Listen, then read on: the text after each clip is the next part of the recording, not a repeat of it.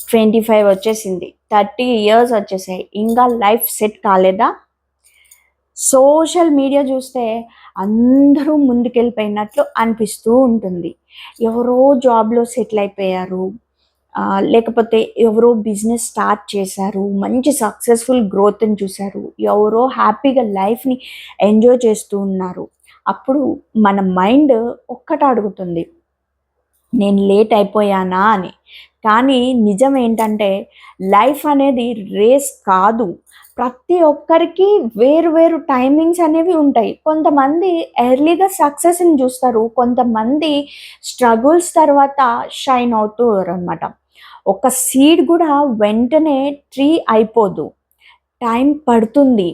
Growth కనిపించకపోయినా కూడా దాని లోపల ఇన్సైడ్ ఒక ప్రాసెస్ జరుగుతూనే ఉంటుందన్నమాట.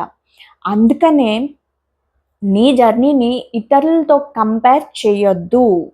స్లో అయినా పర్వాలేదు, స్టాప్ మాత్రం చేయొద్దు. స్లోగా ఉంది కదా ఆపేద్దామని మాత్రం అనుకోవద్దు. ఇక్కడ ఏంటంటే లేట్ కాదు, నువ్వు ఇంకా స్టోరీ మధ్యలోనే ఉన్నావు. గుర్తుపెట్టుకోండి, మీరు ఎంత స్లోగా మీ వర్క్ని జరుగుతున్నా సరే, మీ వర్క్ అనేది end of the day success అనేది వస్తుంది. ఒకరికి ముందు వస్తుంది, ఇంకొకరికి కొంచెం లేట్గా వస్తుంది, అంతే డిఫరెన్స్ అనమాట.